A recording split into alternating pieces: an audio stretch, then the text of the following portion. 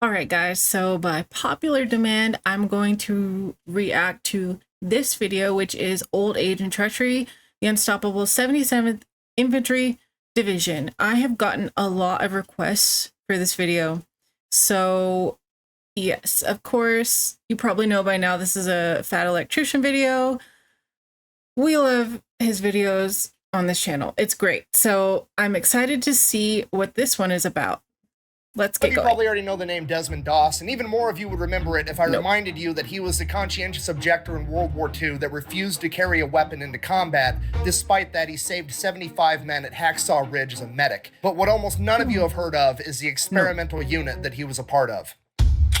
I never heard of him. Today we're talking about the 77th Infantry Division, aka the Old Bastards. Ladies and gentlemen, whether you realize it or not, we've all been exposed to the concept that you should never underestimate the old guy because sometimes he just might be a complete badass. We see it everywhere. There's memes and commonly held sayings all over the internet like youth and exuberance is no match for old age and treachery, or beware an old man in a profession where young men die. And if that wasn't enough, in pop culture and TV, there are characters in pretty much every show and every movie that are the embodiment of this sentiment, and they are more often than not the fan favorite that everybody loves. On Nickelodeon, a kids channel, you see characters like Uncle Iroh and King Boomy. In anime, you see characters like Master Roshi. In more adult shows, you've got characters like Mike. I was like, please tell me one that I've seen before. I'm gonna look dumb.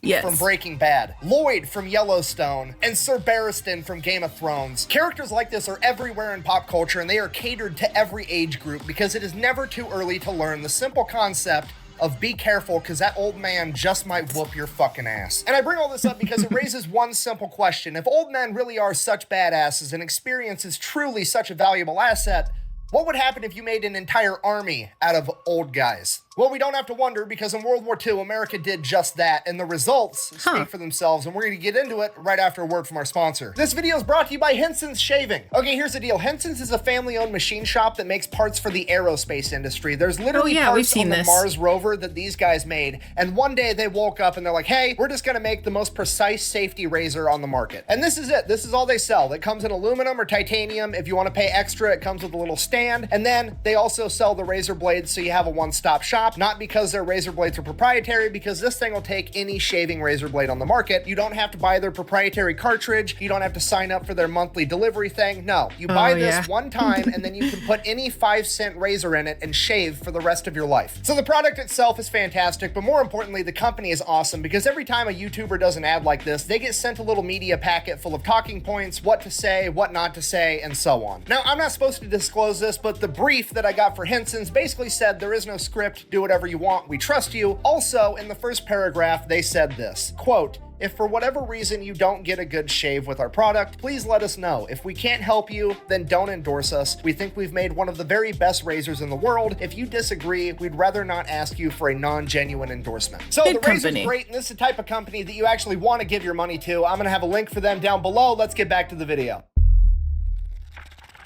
Okay, here's the deal. I've been making pro-American history videos on the internet for about 2 years now, and without fail, every single time I make a video about America and World War II, I get this exact keyboard warrior in the comment section. Buh! America didn't win World War II. They showed up late and tried to take credit for it. Buh! Okay, look, on one hand, I want to give this a serious answer. There's no American that's saying America won World War II all by themselves. Nobody is saying that. It was a huge team effort by the big three, America, the UK, and the USSR, as well as a bunch of other countries that were occupied or close to being occupied. They all made humongous sacrifices to win World War II. It was a massive team effort. So when an American says America won World War II, they're simply saying the Allied forces won, America is part of the Allied forces, therefore America won. It is a factually correct statement. Just yeah, I think we're just taught America, oh, it's the greatest, so we always just kind of think about ourselves. It's not good because there were multiple people or multiple countries that helped World War II. It's like it would also be a factually correct statement to say that the USSR and the UK also won World War II. On the other hand, if we're talking shit, I can do that too, because guess what? When it comes to World Wars, America's the MVP. I hate to break it to you, but let's just face facts here. If World War III breaks out tomorrow and we're picking teams by lining all the countries up on the wall like it's dodgeball in gym class, guess who's getting picked first? America. If you disagree with that, it's because you're being disingenuous or you're fucking dumb. And the whole America America showed up late to World War II thing? Look, number one seed in the tournament gets a bye. Don't hate the player, hate the game. Furthermore, it's not like World War II was on the verge of ending and America popped in at the last second so they could be on the winning team, okay? World War II ended because America came off the fucking top rope with aircraft carriers, Sherman tanks, and atomic bombs. Sorry, I'm getting horribly sidetracked. I apologize. The point I'm trying to get to is that there's a lot of people on the internet that like to say America showed up late to World War II, but the fact of the matter is it's not like America had a choice. That was literally the only option because in 1939, when World War II kicked off, America didn't really have a military to go fight with. Okay, let me break this down for you. 16 million Americans served in the military in World War II, and at its peak, the US military had 12 million people actively serving in it. In 1939, when World War II started, America's military had 200,000 people in the Army and 100,000 people in the Navy. To put that into perspective, America had the 19th largest military on the planet, and 18th was Portugal, which is approximately the size of Indiana, which is one of America's 50 states. And if that wasn't bad enough, not only was the American military small, it also just wasn't very good at this point in time either. They were so underfunded that the American military only had 329 light tanks that were outdated and 1,800 aircraft that were also outdated. And if I did not know this, but I guess I never thought about it. It's strange because we have such a strong military now. I guess I never considered that we didn't have a big army. That wasn't bad enough. Not only did they not have good equipment, and there wasn't very many of them, they didn't really know how to fight either because America hadn't revisited its battle doctrine since World War I, meaning the only fight that America knew how to participate in was trench warfare, which was not what World War II was. Not swords. I didn't mean swords. I meant like old-fashioned weapons. That sounds so... Okay, anyway. Wants to have a meaningful impact in World War II, they're going to have to rebuild an entire military from the ground up, both physically and conceptually. So the American government and the American military got to work on this right away in 1939 because they knew America was going to have to participate in this war, whether the public wanted to or not. And hint, the American public wanted absolutely nothing to do with World War II from 1939 through 1941. At this point in time, the American public very much viewed World War II as a European conflict that America had no business getting involved with, and they wanted nothing to do with it, despite the... I can understand that. It's just, I think of the horrible atrocities of World War II, and it's... I think if we're going to get involved in one, that would be the one. That the United States government started to institute a draft in October of 1940, forcing young men into the military to grow its military size, just in case. Fast forward about a year, December 7th, 1941, a day that will live in infamy, Japan attacks Pearl Harbor, committing the cardinal sin of fucking with America's boats, essentially flipping the American public sentiment of we don't want to be involved to cowabunga it is. Unless... Japan? I'm looking at you. I didn't realize that what Japan was involved in World War II. It's crazy. I'm looking at y'all. I know they're nice. They're nice today. It's great. I like Japan. But in World War II, y'all did some things. In 24 hours on December 8th, 1941, the American government, Congress, has officially declared war on Japan. 3 days after that, December 11th, Hitler declares war on America, at which point all of America is pretty much like, I mean, you didn't touch the boats, but fuck it, you can get some too.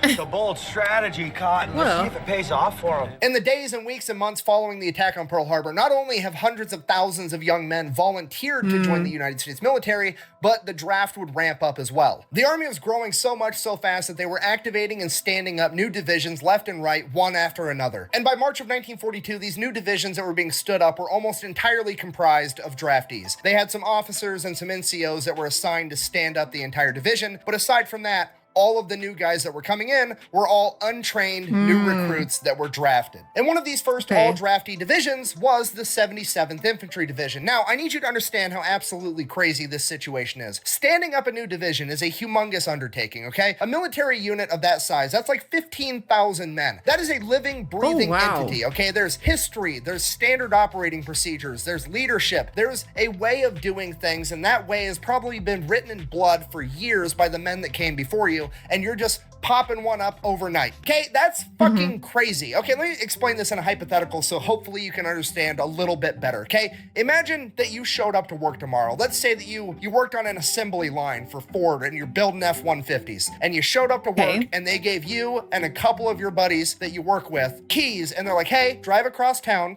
There's a big ass empty building. I need you to go ahead and start another manufacturing plant. There's no machines. Figure out the machines you need, figure out what order they need to go in, figure out the new fucking car that you're gonna build, and figure out all of this shit, how you're gonna pay everybody, taxes, everything. Figure all of it out. By the way, the new workforce is coming in next week. None of them are fucking trained. You have to go ahead and train them on all the shit that you haven't even figured out yourself yet. Good luck. And if that was— And there's new technology too. Probably, right? Because World War One, you know, it would be way different than World War II. So that would be difficult. Of course it would be difficult. The 77th Infantry Division was a guinea pig division. It was literally an experiment. You see, the high-ranking military and the government were concerned, and they didn't know what it was going to take to win World War II. And they didn't know if they had enough young men, 18, 19, 20, 21, 22, 23. What if all of those young men got taken out and we needed to rely on the older generation of men to go fight this war? I don't see the problem with anyone older than that. That's not very old at all. You need to know what these older men in their 30s and 40s and 50s would be capable of physically doing on the battlefield, and they needed to get that data now so they had it in the future should they need it. So when they comprised the 77th Infantry Division, they basically gave them all of the old guys. Okay, the average age of a draftee in 1942 was 23 years old. The average age of somebody in the 77th ID was 33 years old. And bear in mind, that's the average. The oldest new recruit I could find in the 77th Infantry Division was 53 years old, and he was a World War I veteran. And some of you are probably like, yeah, 53 is pretty old, but 33 isn't that old at all. Why are you making a big deal about this? Okay, look, as far as joining the military at the age of 33, that's ancient. That's almost unheard of. I mean, okay, joining at 33, yeah, I guess I can understand. Like, it would take a lot of work anyways. So at 33, unless they're like real, like if they have experience, it'd be different. But yeah, think about it. You can join the military at 17 years old, be done, and have 20 years in service with a full pension at 37, 38 years old. And these guys are joining at 33. I mean, when I went through basic and AIT, the oldest guy we had was my buddy Flores. He was 28 years old, and everybody called him Gray Bush the Wise. So the point I'm trying to get across to you is like, yeah, it's really weird to join the military that late in life, but also it's a good kind of weird, because every person that's been in the military ever, if you came up to them and asked them, hey, if you had to go off to war and you could either go with a platoon of 18-year-old kids or a platoon of 30-year-old men, everybody's picking the 30-year-old men 100% of the time. Because you got to realize when these 18, 19, 20-year-old new recruits are coming in for training, half the battle is having the Army, the drill instructors, come in and teach these kids all the life lessons that mommy and daddy never got around to while they were growing up as kids. They don't have to do that with a bunch of 30-year-old men. These guys have been out in the real world for 15 years getting their asses whooped by life and eating shit sandwiches. They're already with the program. So the 77th ID shows up to Fort Jackson, South Carolina for basic training. That's 16 weeks, and then another 12 weeks for their advanced training, which for most of them is just going to be infantry. And they absolutely crush it. They show up, and there's very little like disciplinary or life lessons being handed out by the drill sergeants because, well, they're older than most of the drill sergeants. It's literally a bunch of middle-aged men showing up being like, okay, I'm here. Show me what I got to do to know. That wouldn't be fun to have such a young... Anyways, let's go. And then, whenever somebody was being an asshole, they would police themselves. Like, one of the new recruits is being a dick, all the other new recruits would handle that issue internally before it even got to the drill sergeants, because they wanted everybody squared away. So fast forward 2 months, they are on week 8 out of the 16 for basic training, and they are head and shoulders above all the other new training divisions. They are the best division they have. They are so good that when Winston Churchill came over from England halfway through their basic training, they were the unit that was selected to do a parade for Winston Churchill to show off how badass the American Army was going to be. And here's what Winston Churchill had to say about it. Quote, "The faces of the men gave me the greatest and everlasting memory of the day. I have never been more impressed than I was with the bearing of the men whom I saw. The undemonstrative, therefore grim determination of the newly drafted bodies bodes ill for our enemies." So this experimental guinea pig unit of old guys is absolutely crushing it. They go on, they finish basic training. I don't have the exact stats, but it is documented that a disproportionately high amount of all of the 77th Infantry qualified as expert with the M1 Grand right out of basic training. From there, they go and they do their 12 weeks of advanced training. They do a great job at qualified as expert. Wait, what did he say? Experimental guinea pig unit of old guys is absolutely crushing it. They go on, they finish basic training. I don't have the exact stats, but it is documented that a disproportionately high amount of all of the 77th Infantry qualified as expert with the M1 Grand right out of basic training. What is that? I'm gonna look it up. M1 Grand. Okay, a semi-automatic surface rifle. They go and they do their service rifle. 12 weeks of advanced training, and they do a great job at that too. At this point, upper military is kind of looking at these guys like, okay, well, this is actually kind of working. Let's see what these old guys can really do. So they send them down to Louisiana for 8 weeks, and they're going to do a war game, the 77th ID, going up against another new division that just got stood up, full of 23-year-olds. Literally, the old guys versus the new guys, youth and exuberance versus old age and treachery. We're going to have a legit war game and see who outperforms the other. And when I tell you the 77th ID whooped that other division's fucking ass, it is a complete understatement. Oh my god, I almost died. No.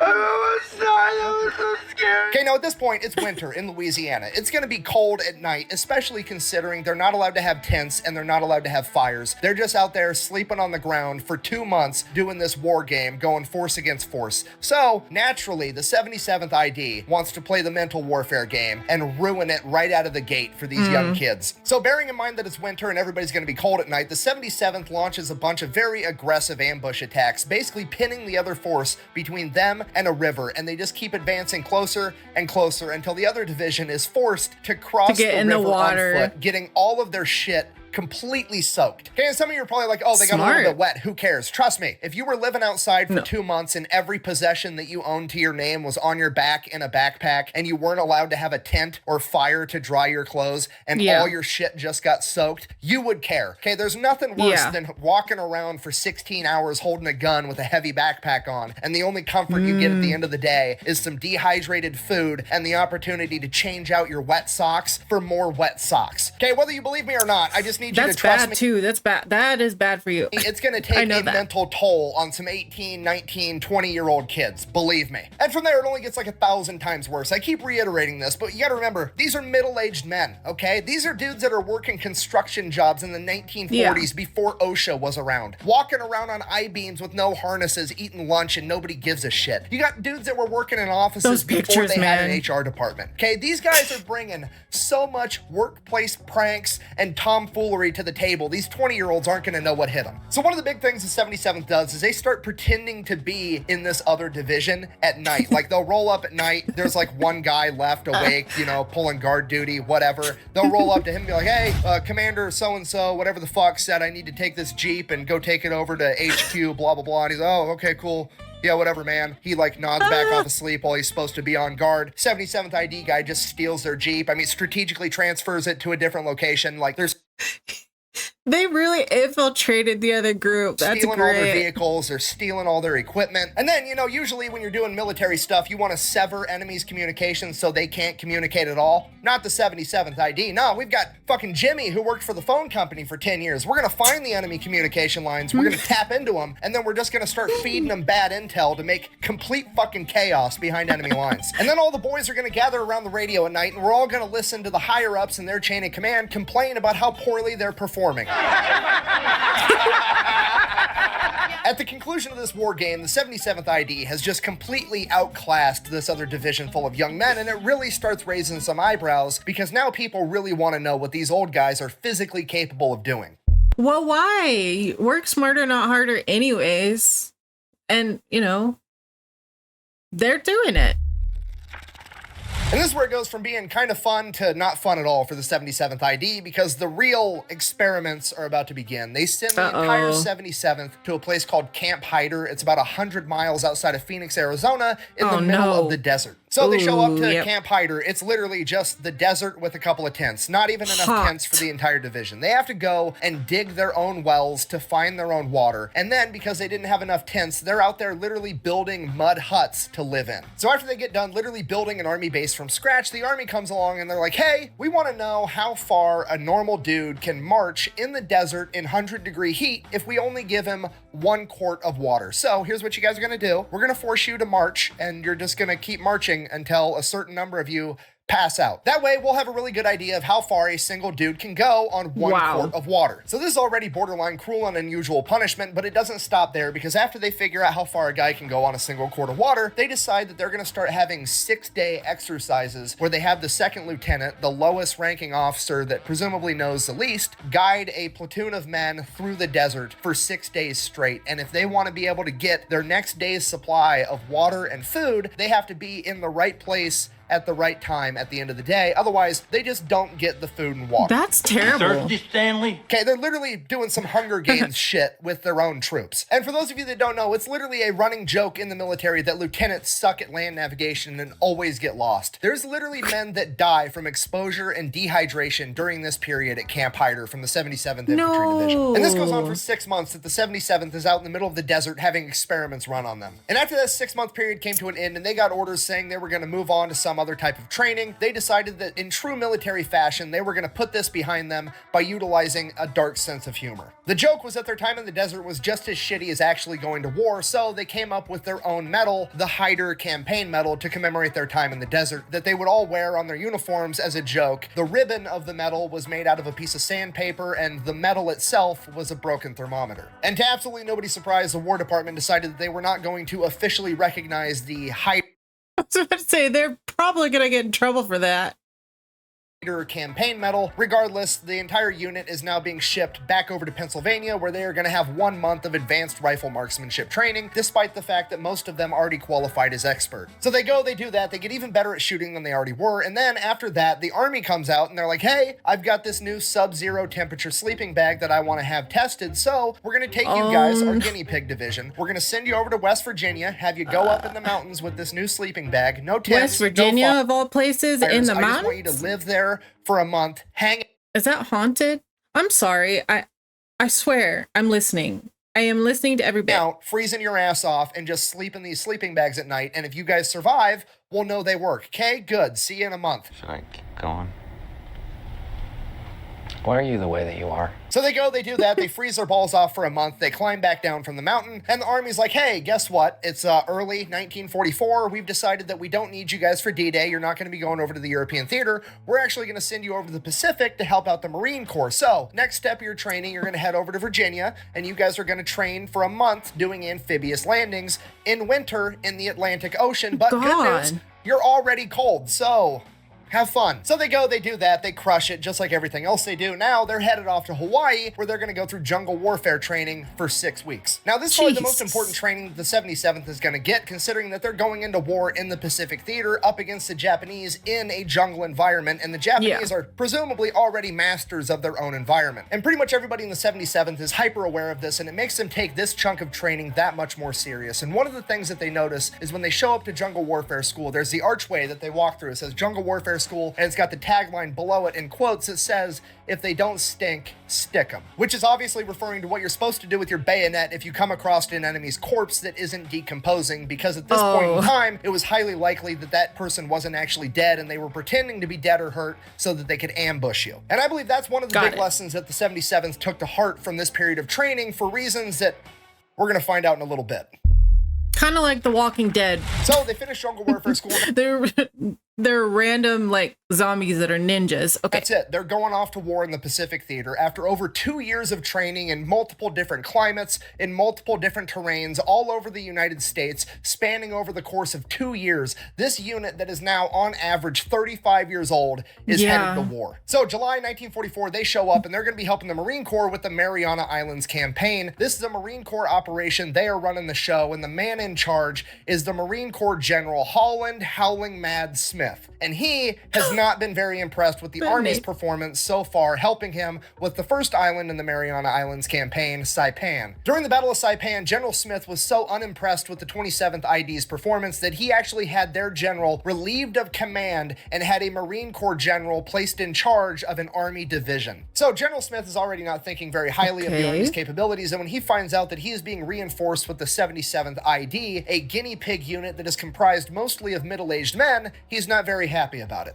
So they're getting ready to invade Guam, and General Smith's plan is to not send in the 77th Infantry Division as a singular fighting unit. He's going to split them up and basically use them for reinforcements. Like, if this unit over there lost a platoon, he's just going to take a platoon from the 77th, give it to those guys over there, and he's basically going to disband and piecemeal out the entire division, is his plan. And that's exactly what happens. For the amphibious landing on Guam, they take some of the 77th ID platoons, they give them out to some of the Marine Corps units, some of the other Army divisions, and they send them into battle. A couple days later, General Smith making a goofy face. Anyway, wondering how the old guys are doing, writes out to his commanders like, hey, how are these old guys performing? Can we use more of them? What's the deal? And to General Smith's surprise, according to all of his leaders in the field, these old dudes can throw down. They're absolutely awesome. A Marine battalion commander even went so far as to say, and I quote, "There is no doubt in our minds that the 77th were good people to have alongside in a fight. As a result, we started referring to them as the 77th Marine Division." Okay, full stop. I need you guys to really appreciate what just got said here, okay? The Marine Corps, I love them, but they're not good at a whole lot. Really, if I were the commander-in-chief, I wouldn't call up the Marine Corps unless I wanted something dead, broken, or pregnant. That's really where they shine. That's their wheelhouse. You wanna know what the Marines aren't good at? Giving compliments to other people. They're not about it, okay? So for the Marine Corps to look over at the 77th ID guys, a bunch of middle-aged Army dudes killing people in battle, and go, "You're one of us." That's the best compliment the Marines know how to give, okay? It's a huge deal. This is the equivalent of the Jedi Council giving you a seat on the council and giving you the rank of master. This is unprecedented. Allow this appointment lightly. The council does not. You're on this council. We grant you the rank of master. What? Take a seat, Master Skywalker. What? So when General Howling Mad Smith reads this, he's like, damn, okay, well, if one of my battalion commanders thinks that these are Marines, I'm going to treat them like Marines. I'm not piecing out the 77th Infantry Division one platoon at a time anymore. I'm going to send in the entire division on the Marines' right flank. So pretty much immediately, the entire 77th Infantry Division is sent in, and they make an amphibious landing on the beach on the Marines' right flank. 15,000 middle-aged men from the East Coast rolling up in amphibious tractors, getting out with M1 Grands and Tommy guns, ready to fuck shit up. This is the metaphorical equivalent of dad getting home from work. The Japanese just don't know it yet. And this amphibious landing and their movement up the beach and into battle was absolutely textbook. It was the epitome of slow is smooth and smooth is fast. It was the least chaotic amphibious landing anybody had ever seen. And as all this is going on, the Navy and some seagoing Marines are watching this amphibious landing take place, and a seagoing Marine famously says, "Would you look at those old bastards go," officially christening them with their new nickname, the Old Bastards. Now, the Battle of Guam rages on for about 2 more weeks until the island is secured on August 10th, 1944. And at the conclusion of this battle, it becomes clear to absolutely everyone, including General Howling Mad Smith, that his battalion commander was correct about the 77th Infantry Division. Because over the past 2 weeks of the Battle of Guam, the Old Bastards have racked up 2,741 confirmed kills and sustained only 248 in return. Okay, that is a ratio of 11 to 1 going up against an enemy that has home field advantage and the luxury of playing defense from fortified machine gun positions, which is absolutely insane. And with a performance like that, their new monikers of the Old Bastards and the 77th Marines are pretty much set in stone, with even General Holland Howling Mad Smith himself referring to them as such. Okay, how did he get that name? He sounds intimidating with it. Because of their incredible performance at Guam, they are then given some rest and relaxation in New Caledonia, so they hop in the boats and head there immediately. They get about halfway there, and then the big green weenie strikes. Change of plans, no more R&R. We're going to turn the boats around and head straight over to the Philippines, because in Leyte, MacArthur has 4 divisions, and they are completely stalled out, and they need the Old Bastards' help. Now, the Japanese government has pretty much come out and said that they are going to make the Battle of Leyte a decisive battle for this war, and for that reason, they are throwing all the resources and manpower they have to win this battle against America and not lose this island. And up until this point, they're doing a great job. And then the 77th showed up. They show up to Leyte Thanksgiving Day 1944 with the energy of dad didn't get to take his nap and now it's gonna be fucking everybody's problem. Okay, oversimplified version of what's going on here. The Americans have one half of the island, the Japanese have the other. The Americans are getting resupplied on their back end, and the Japanese are getting resupplied on their back end from a place called Ormoc Bay. So the 77th Infantry is like, that's fine. Hear me out. We'll hop in the boats, we'll drive around Leyte, make an amphibious landing, and we'll take over Ormoc Bay, cut off their supplies, game over, we win. That's what I was thinking. Like, just, yeah. Great idea. Yes, do that. Was like, that's absolutely crazy. You're going to be outnumbered 3-1, and we're not going to be able to get you any more supplies. To which the 77th is like, that's fine. We'll just bring some supplies with us, and then we'll steal all the enemy shit. And as far as being outnumbered 3-1, we've been hanging out with the Marines this entire time, and if they've taught us anything, that's just a target-rich environment. Let's fucking run it. So fast forward a couple of days, December 7th, the 77th ID makes an amphibious landing in Ormoc Bay. They catch the Japanese completely off guard, take over the entire thing, get their entire division into the bay in 35 minutes. Then they start bringing in artillery and M10 tank destroyers. So they get everything squared away. They establish a defensive perimeter, also known as a beachhead. Then first thing tomorrow, bright and early, they're going to start kicking ass, right? Right, everything's great. Couple hours later, guess who shows up? A Japanese landing ship full of Japanese troops, not having gotten the memo that America runs Ormoc Bay now. So the old bastards, under the cover of night, aim all of the artillery and the M10 tank destroyer at this ship as it gets closer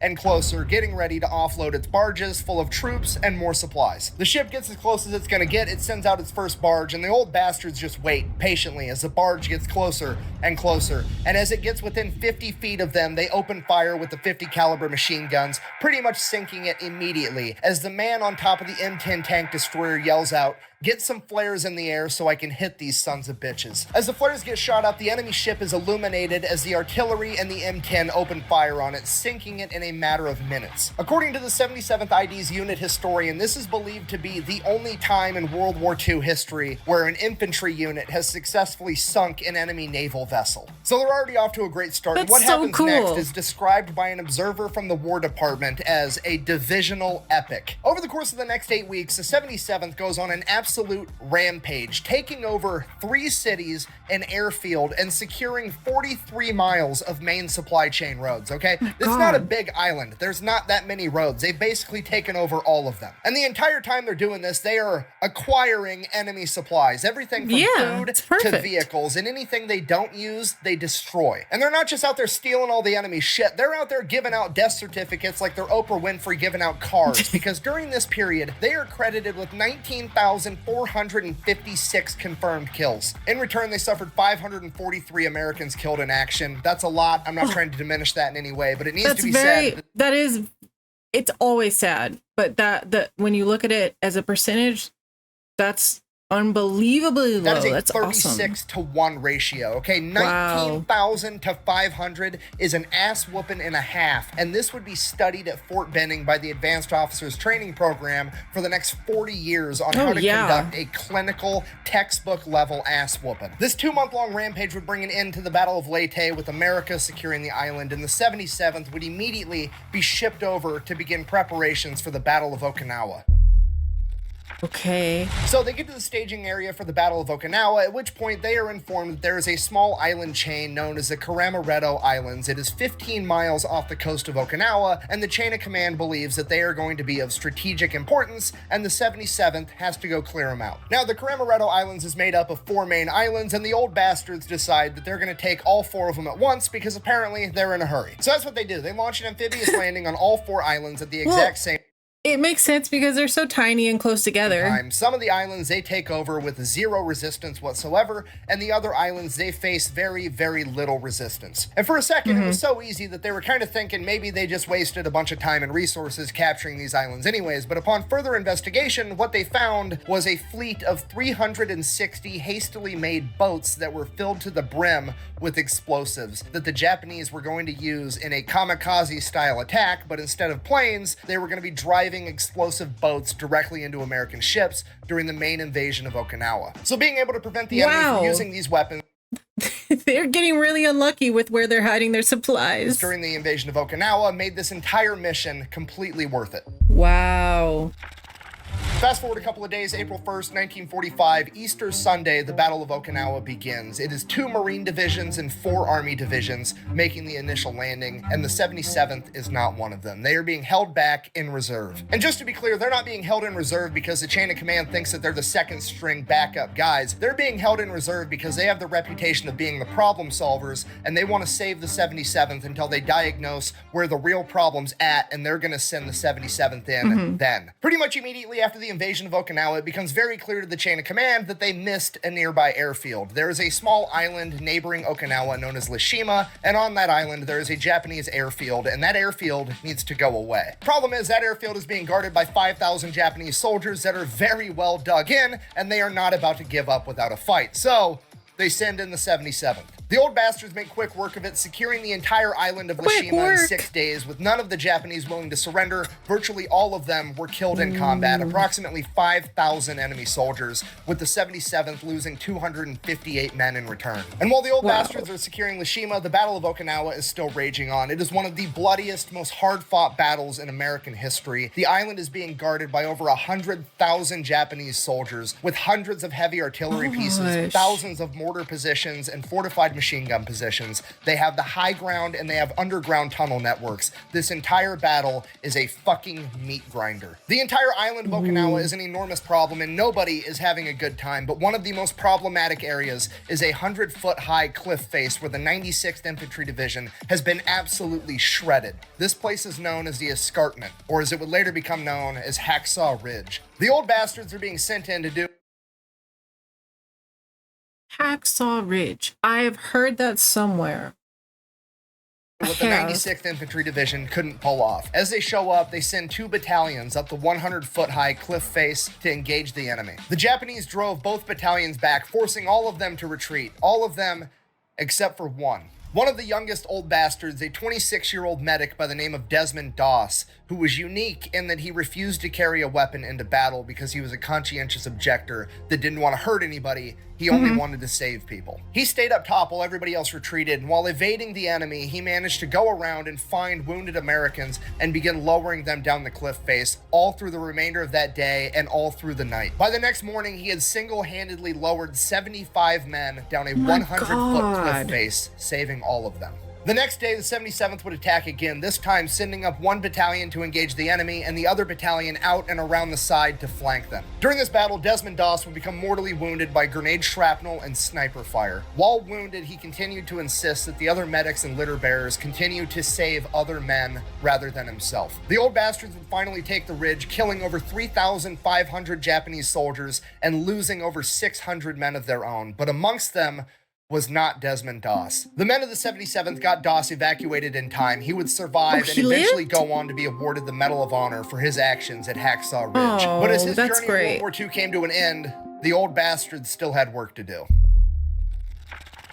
Now the 77th is going to be sent to capture Shiri Castle, but in order to do that, they have to punch through the Shiri Line, which is essentially a natural wall of hills and cliffs, and on top of them is 50,000 Japanese soldiers manning fortified machine gun positions with overlapping fields of fire. At this point, almost all of the American forces are stopped in their tracks somewhere along this line. 2 Marine divisions and another Army division, both stuck, unable to penetrate through. The spot where the 77th have to break through to get to Shiri Castle is approximately half a mile wide and 2 miles in length. It takes them 32 days of constant fighting to clear that 2 miles. During those 32 days and in that single plot of land, the Japanese forces suffered 14,000 men killed in action. All of the American divisions managed to break through the Shiri Line around the same time, and the Battle of Okinawa would rage on for a little bit longer, but the Shiri Line breaking was the last major defensive maneuver that the Japanese were able to do. Everything after that was small-scale skirmishes, and this would rapidly bring about an end to the Battle of Okinawa. After Okinawa had been secured, the 77th would receive word that they are to be shipped back to the Philippines, where they are going to be retooled, refitted, and receive a bunch of new guys to replace the men that they had lost, and they are going to be the only combat unit that was present in the Battle of Okinawa that is also to partake in the first wave of the invasion of mainland Japan, which is probably the shittiest compliment imaginable. Hey, you guys did such a great job. You know what? When you're an overachiever, they'll give you more work. You get to do it again. Luckily, however, after arriving to the Philippine island of Cebu, the 77th ID would receive word that America had utilized a new type of weapon by dropping an atomic bomb on Hiroshima and Nagasaki, forcing the Japanese to surrender, and they would not have to go and invade the mainland of Japan. Crazy. Like, imagine. This is terrific news, but it left just one thing the 77th ID had to do before they could finally go back home. You see, all throughout the Philippines, Southeast Asia, and the rest of the Pacific, there were still Japanese military members all over the place, scattered pretty much everywhere. Many of these groups of Japanese soldiers would refuse to surrender for months, or in some cases, even years or decades, refusing to believe that the Japanese Empire would ever surrender. And in the case of Cebu, where the 77th currently were, up in the mountains, there were approximately 5,500 Japanese soldiers. Fortunately, they were willing to surrender because they got orders directly from the emperor. Unfortunately, they were willing to surrender to literally anybody except for the old bastards. Bear in mind, we're back in the Philippines. These Japanese soldiers hiding up in the mountains in Cebu are the remnants of what was left after the Battle of Leyte, when the 77th went on a 2-month-long rampage, destroying everything. Now, to be fair, we don't know for sure why these guys were willing to surrender to literally anybody except for the old bastards. Maybe it was because they remembered a bunch of middle-aged men with a blue Statue of Liberty patch on their shoulder whooping their ass, and they just didn't want to surrender to them, or I have an alternative theory. You see, along this entire journey, the 77th has not only gained a reputation for being extremely effective in combat, but they've also gained a reputation for kind of sort of not really taking a whole lot of prisoners compared to everybody else. Now, bear in mind, this is the Imperial Japanese. Not many of these guys got taken as prisoner because they would rather die in combat than lose their honor by surrendering. Despite that, out of all the POWs that were taken, the 77th somehow managed to take on the least. You know what? Let me just read you guys the stats and you can come to your own conclusions. For all of the Pacific theater across all branches of the US military, approximately 50,000 Japanese POWs were taken. That is a ratio of 44-1. For every 45 enemy soldiers that the American forces came up against, 44 of them were killed in action and 1 was taken prisoner. The 77th Infantry Division, on the other hand, only managed to take 358 POWs, which is a ratio of 122 to 1. Right, so and it they gets way just worse if you want to talk about the Battle of Okinawa in particular. During the Battle of Okinawa, all of the US forces combined took a total of 10,801 Japanese prisoners of war. 10%. That is a 10-1 ratio. Of those 10,801 POWs taken by the US forces at the Battle of Okinawa, the 77th ID was responsible for 58 of them at a ratio of 278-1 compared to the U.S. Armed Forces ratio of 10-1. Okay, now at that point, why are you taking, like, who are the 58? Like, what? Maybe they were just like the big bosses or something? I have no idea why it's like that. Perhaps it's because the old bastards displayed exceptional rifle marksmanship. Maybe it's the fact that they took the jungle warfare lesson of if they don't stink, stick them to heart, and they followed through with that throughout the entire war. Either way, the fact of the matter is they've developed the reputation that they don't really take prisoners, and now there's 5,500 Japanese soldiers hiding up in the mountains that are too scared to surrender to the 77th ID, and they need them to surrender so that they can finally go home and mow their lawn after like 4 years. You always start before everyone wakes up, including roosters. What the? Hey, shut up! You shut up! So the leadership of the 77th sends it up the chain of command. Hey, you're going to have to get some other unit out here to accept this surrender because they're willing to surrender to anybody except for us. To which the big army is like, just fucking figure it out. No, I'm not sending another group of guys out there. Get them to surrender one way or the other. Make it happen. Chop, chop. Hurry up. Now, the obvious answer is to just practice classic American diplomacy where you show up with a gun and a sandwich and ask them which one they would prefer and let them know that both is an option. The old bastards, on the other hand, have an even better idea. They are going to close this saga out the same way they opened it up by pulling some schoolyard bullshit and tomfoolery. So here's what they come up with. A lot of the new reinforcements that they were getting weren't old guys anymore. It was just whoever the army had. So it was 18, 19, 20-year-old kids. So they took them, had them take the blue Statue of Liberty 77th ID patches off their uniform, and they're going to send them up the mountain, have the Japanese surrender to them, separate them from their guns right there, and march them down the mountain. So that's exactly what happens. They start marching the Japanese down the mountain. Japanese are happy because they've gotten to surrender to literally anybody except the old guys with the blue Statue of Liberty patch on their shoulder. Right. And then they get to the bottom of the mountain where there's a bunch of old guys with the Statue of Liberty patch. Oh, I get it now. Like, they just remove the patches. That would be the first answer, but I don't know. on their shoulder. So the Japanese promptly shit their pants, thinking that they're all about to die, at which point the 77th is like, look, calm down. We don't care. We're not going to hurt you. I just need you guys to get on the boats so we can ship you off to wherever the army wants you so that we can then get on our boats and we can go home because we're sick of this shit. And that's what happens. That's it. The 77th goes back home, the unit gets deactivated, and everybody lives happily ever after. So in conclusion, that is the story of the 77th Infantry Division, aka the Old Bastards. A bunch of middle-aged men originally seen as nothing more than a bunch of guinea pigs whose only meaningful contribution to the war effort could be to collect data points and run experiments on, that would somehow go on to become one of the most effective fighting forces the world had ever seen. They saw combat in the Pacific Theater for 11 months, and during that time, they would lose 2,100 men. But for every old bastard that fell on the battlefield, he would take with him 22 enemies. The 77th was credited with 43,651 confirmed kills during this time period. They were the busiest. Wait. I gotta hear that again.